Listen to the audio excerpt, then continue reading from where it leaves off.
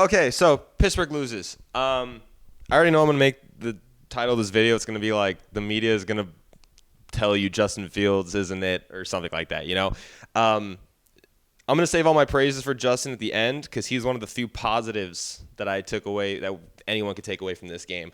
And I am wholeheartedly in the belief that if that fumble doesn't happen out of the 2-minute warning, Pittsburgh wins that game because they had all of the momentum.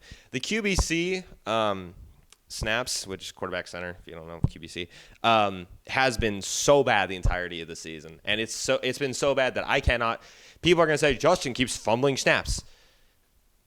Justin was not looking at the center.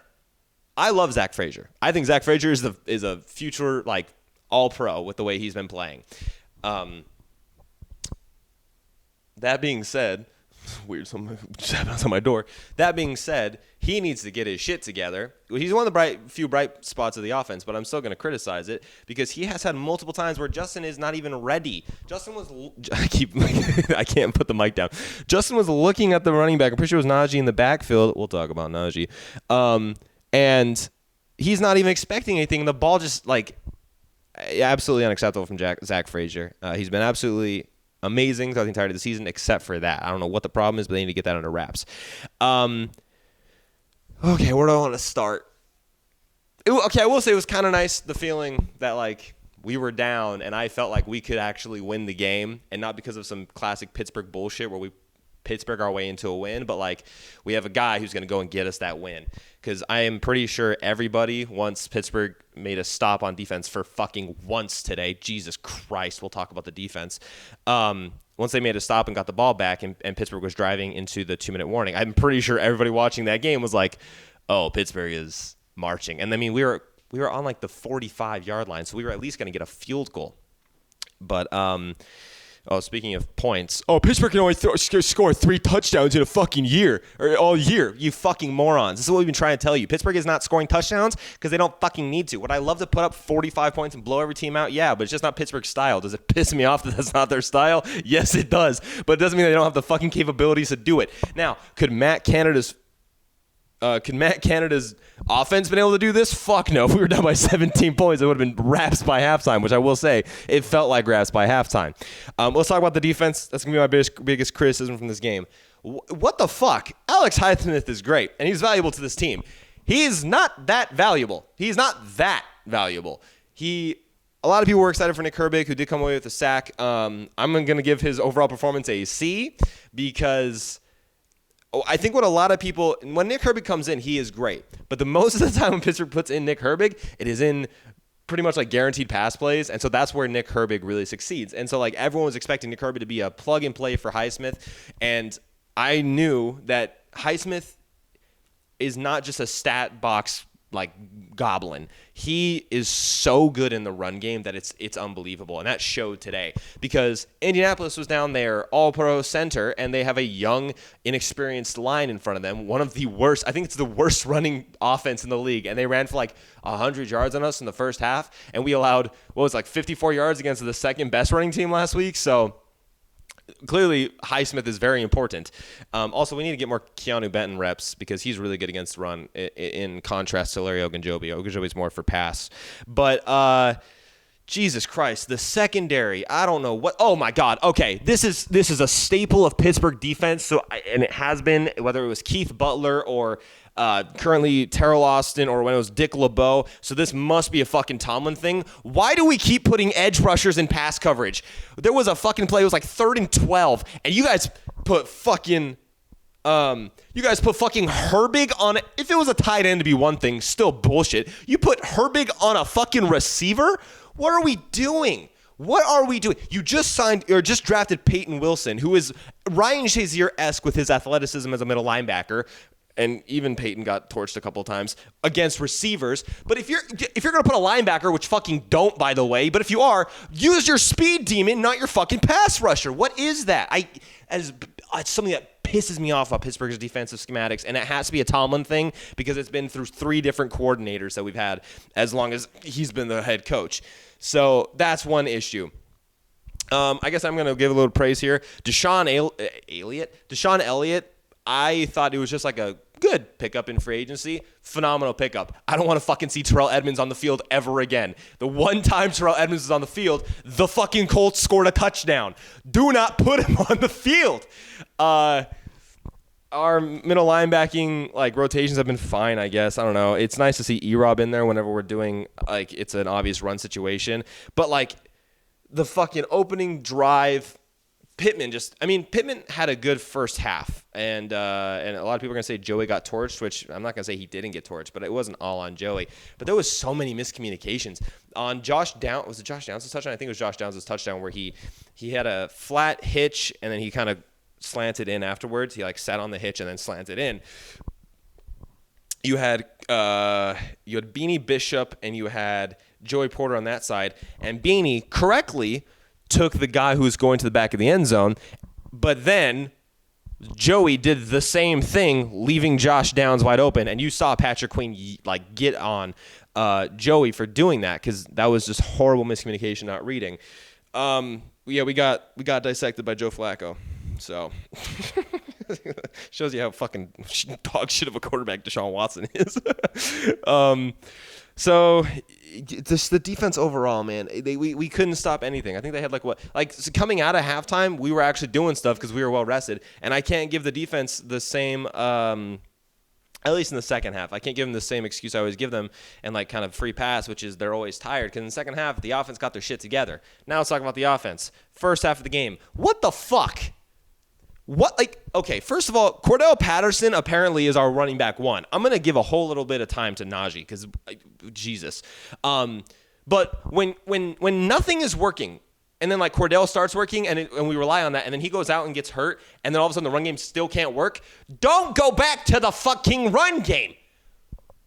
Now, granted, we did have at least 3, possibly 7 points wiped out because of the George Pickens fumble, which, dude, you're a superstar talent. Come on.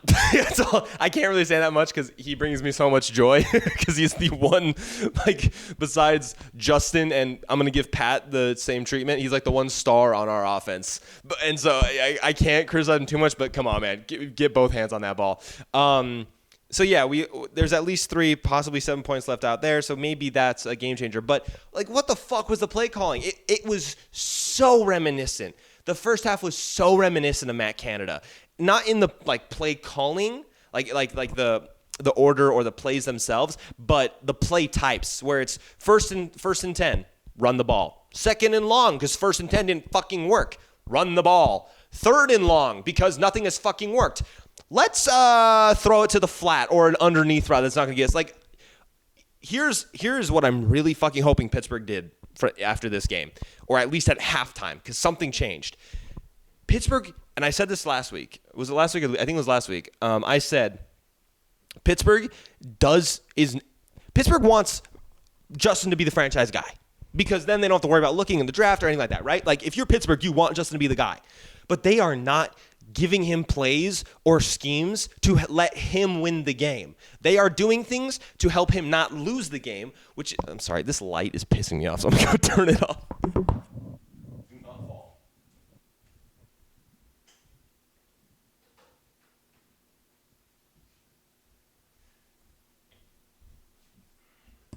Just kept staring at it. You want Justin to be your guy. So why aren't you giving him the opportunity to be the guy? And guess what? What happened when you let him be the guy? It got us back into that game. Justin Fields, I'm going to put this all on Justin. I don't give a fuck.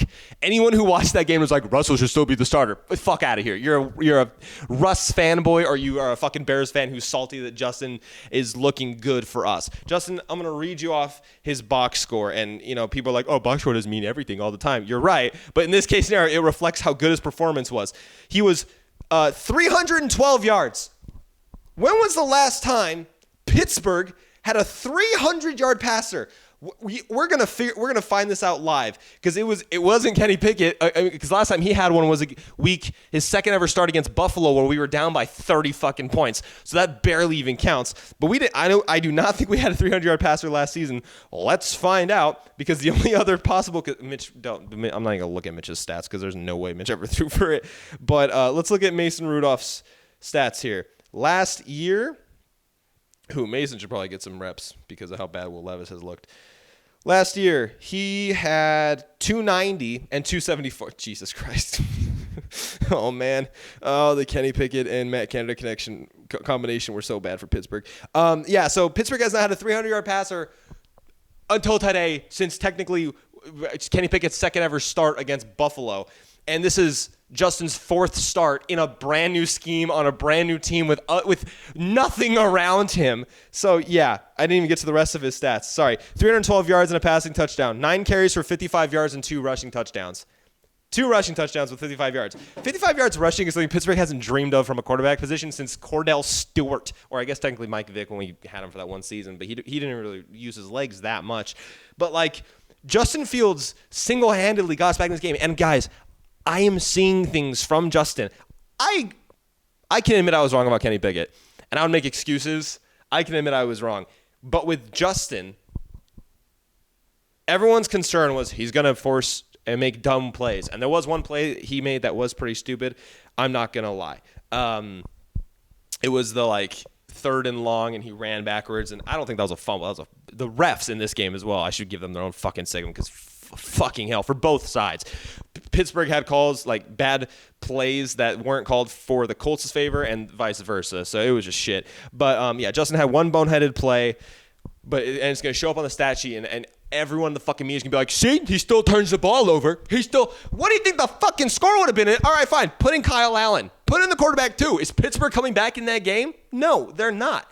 I wasn't supposed to glaze Justin yet. So going back to the first half offense, because that's where I started with this they're not giving Justin the opportunity. They're just running the ball, and then on 3rd down being like, hey, Justin, just don't do anything stupid with it. Throw it underneath. They are not scheming. Nick, shout out Nick, he was like, I can't remember exactly what it was he said, but he was talking about throwing it short essentially. He said he's going to have to start slinging it to come back, and that's what worries me about him. And I said, can't sling it if the OC doesn't call anything besides under routes, which is so fucking true. Russ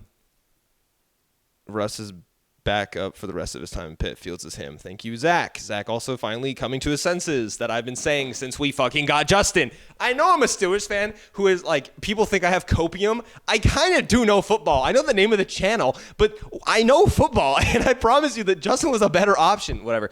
They're not trusting. I need to get off this fucking topic because I still have more to talk about.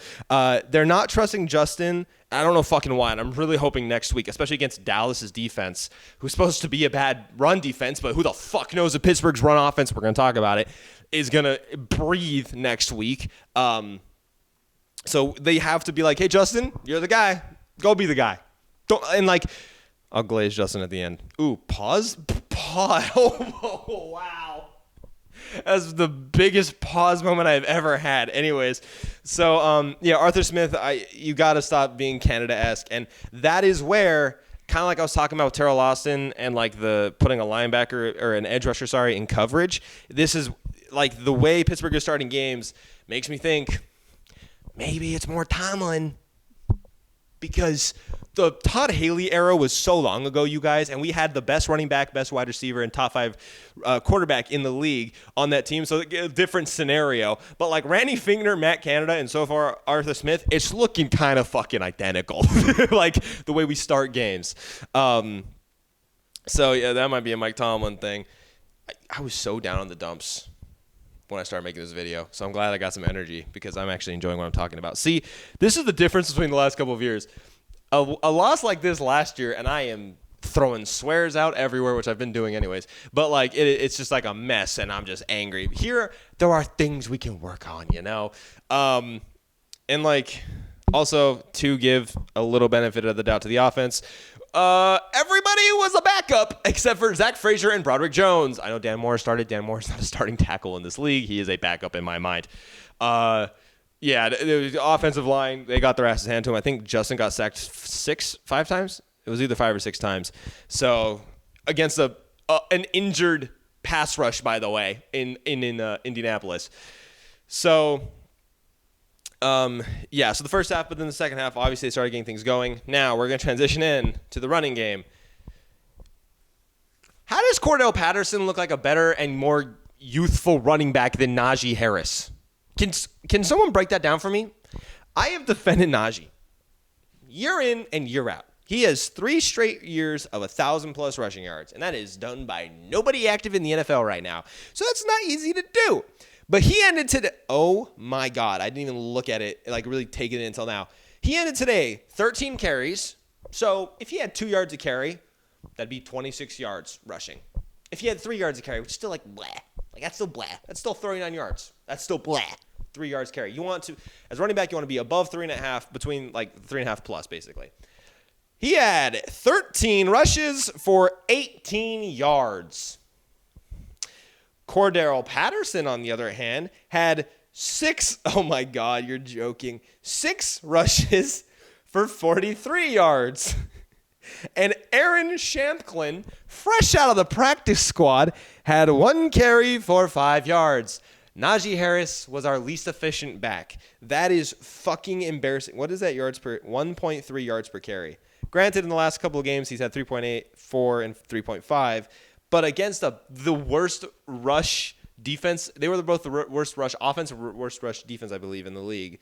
And you did that. Like, if Jalen is healthy next week, Jalen is the number 1. Najee has no fucking juice. Najee is a 240-pound running back who thinks he's Chris Johnson. He, like the 3rd and 1, or I think it was 3rd and 1, inside the red zone, and he went over the top. What the fuck you doing? I know you got it. What the fuck you doing? You are Marshawn Lynch. You know? You are Derrick Henry. You are fucking relax, all you that are just like, hey, it's not. I know. We're talking about the way he's built. You are them. You are not. I mean, even Christian McCaffrey wouldn't do that. Like, you're not this agile guy. Yeah, you get occasional hurdles, but you need to. He doesn't know what he wants to be, and that's really frustrating. But yeah, if Jalen's fully healthy next week, I'm playing Jalen as the 1. Cordero Patterson had more juice, man. And at first, I was like, why the fuck is Cordero getting the ball?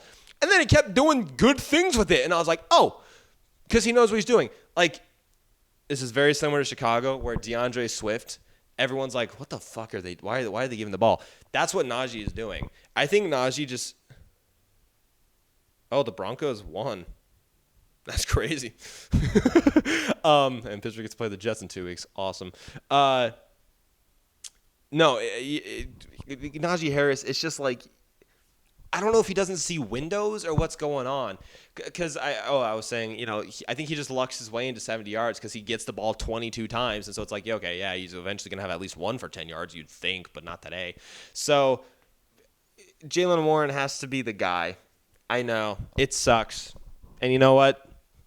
I don't see anything. Like, Najee has had maybe 1 game this year with a couple plays where I'm like, yeah, okay. But every other time, Cordell Patterson has more juice than him, man. Cordell Patterson's 12, I'm pretty sure like 12 or 11 years older than Najee is.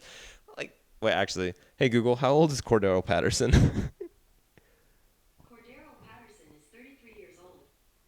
Okay, so he's 8 years older than Najee. Still, it's a lot. Yeah, no, Najee. It's not working, and it's not looking like this is the only reason why I'm kind of happy Pittsburgh didn't pick up his 5th-year option, is because if they do extend him, he's not going to get a lot of money looking like how he's looking. He's not a franchise running back. He is a fine running back. And until he makes me eat my words, which sometimes he does the second half of the season, but you can't be the franchise running back for this team if you're only going to show up in the second half of the fucking season. You have to be there day in and day out. Like, so, and that was a big reason as to why Pittsburgh couldn't find success. Now, granted, I was giving shit because we were going run, pass, but to Pittsburgh's defense, it's worked the last couple of weeks. And it just didn't today. But then you kept fucking doing it. Like, oh, why? Anyways. Oh, Pittsburgh, hey, go make a trade for a receiver, please. I think Calvin Austin's great. As a 3, I think Van Jefferson's awesome. Both as a person and as a player who is good at blocking in the run game. But that is necessarily it. He has a couple good plays. But, like, we can't just rely on George Pickens, who's a god, and Pat Freiermuth, who had a fucking dominant game. That's like the Pat Freiermuth. Rookie Pat Freiermuth, I don't think people remember how exciting rookie Pat Freiermuth was because of what followed, the 2 seasons that followed that. Like, Pat Freiermuth as a rookie, we were like, oh, this dude's going to be good. And the last season, we've just been like, He's a tight end in the league. Like, that is more what we're expecting. But go get, you know who'd be an awesome person to go get? John Mechie. Why not? He's young. If it doesn't work, who cares? And if it doesn't work within a couple of weeks, you can still go and make a trade for another receiver. I'm not saying you have to go get, you don't have to get a home run for DK Metcalf or who else has been, Devontae Adams. I'm not saying if you can't get them, don't. But it's not going to be in the cards. Do not get DeAndre Hopkins, please. That's the only one I'm like, don't do that one. But, like, I think John Mechie would be fun as shit. Hey, Google, how tall is John Mechie? No? Okay, cool. Make him look like an idiot. Because I'm pretty sure he's not just like a singular slot guy, you know? And the way he looked in preseason, and also his tape coming into the league, like, I thought he was going to have a breakout last year, and then Tank Dell kind of took his breakout. He's 6'1", 195. That's perfect for a wide receiver too, man. Like, you know, yeah, Pittsburgh desperately needs a wide receiver too on this team because it's George and nothing else. And yeah, talked about the offensive line. Talked about Pat. Referees were so fucking bad. Holy shit. TJ's getting held on every single play. I did see, I can't remember if it was a tweet or if it was like one of the talking heads, but someone did say like TJ's not going to get flagged very often anymore because the league is trying to create an offensive league, and if you have a dominant player, then you know you're not letting the offense or the games be fun and offensive, you know. And I think fans will never admit it, but this happens to Myles Garrett. This happens to Max Crosby. This happened to Aaron Donald when he was in the league. It happens to Micah Parsons. It happens to the best of the best edge rushers. Pittsburgh fans are just very loud about it. So, but it is happening, to be fair. So, yeah, there's TJ. Corner has honestly been pretty solid. I just – how have I not mentioned this? I should have started with this. But, like, death, taxes, and – Mike Tomlin under-preparing for a team that should be below him. This game, Pittsburgh was a 1.5-point favorite going into this week, and it got bet up so much that they were 2.5-point favorites. I think 93% of the money, it was either 93 or 83% of the money was on Pittsburgh. Vegas always fucking wins. That's all I'm going to say about that one, man. Like, Pittsburgh, it's such a common thing. We lost to the Colts last year. Why? Because we fucking underprepared. Last year we lost to the Cardinals and the Patriots. Why? Because we underprepared. Pittsburgh always does this shit. And now this is a home game, and I will say, this game next week against the Cowboys is a huge game for Pittsburgh. You're at home, and if you 3-1 is fine. 3-1 is great. Like, that's more than anyone was expecting from Pittsburgh. I think come week 2 or week 4, a lot of people were expecting Pittsburgh to be 2-2 or 1-3. We're 3-1, and a George Pickens fumble away from 4-0. And a defensive competent game against a bad offense from 4-0. But if we lose next week and we're 3-2, and like the Ravens come up at 2-3, or the Browns even come up at 2-3, and I'm pretty sure the Bengals won their game today. It was a little close. Andy Dalton's revenge game was kind of inching there. Let me look at the scores real quick. So. Yeah, Browns are playing the Raiders. I did pick the Raiders in that game. I do think the Bills can beat the Ravens. Bengals won. Okay, so yeah, let's say the Bengals win next week and Pittsburgh loses. They're 2-3. Let's say the Browns win this week and then next week. Congratulations. Now we're tied with the Browns at 3-2. So next week is a really important game, and they cannot underprepare for it. But who the fuck knows? Next week does kind of really worry me because it's a bad run defense, and Pittsburgh has looked like a bad run offense lately. So I kind of already did most of my compliments for Justin for the most part. I don't think I really need to touch back on it. He is keeping his eyes down the field. He is not running first anymore. He is using his legs as a second option, which in my opinion makes him more dangerous. Not even really Josh Allen does that. Josh Allen is very much, and I genuinely do believe that Josh Allen is the best combination rusher passer. Oh, Lamar Jackson. Lamar is a better runner than he is a passer, let's be honest. If you were to pick Josh Allen and Lamar Jackson, who do you think is more likely to throw for 4,000 yards? I don't even think – when was the last time – let's keep doing some stats here. When was the last time Lamar threw for 4,000 yards? Because I think he only had like 3,300 last season. Is that right? Let's find out. Last season, he ended with. I like how I use sleeper for this. You don't tell me the entirety. I'm not doing all this addition in my head. Let's see. It's fine. Wait, you guys got somewhere to be? We're all chilling here. Lamar Jackson stats. There we go. Last year, 3,600. The year before, 2,200, 2,800, 2,700, 3,100. He's never even sniffed 4,000. So yeah, Josh Allen is a better runner and passer combination than Lamar Jackson is. But that's what I think. I think Justin is doing it even better than Josh is. Not overall. Relax. Josh is a much better quarterback. I'm just saying Josh tends to just bolt the second he gets a window. And then ragdoll himself. But Justin is like, I'm keeping my field the entire time. Nope. I'm keeping my eyes upfield the entire time. None. All right, now I'm going. And that's exactly what you need because it makes people have to respect his rushing. But it's also not like they're scheming for only his rushing because now it's like, well, is he actually going to make that throw? Because he's been showing that he's patient. So that's awesome.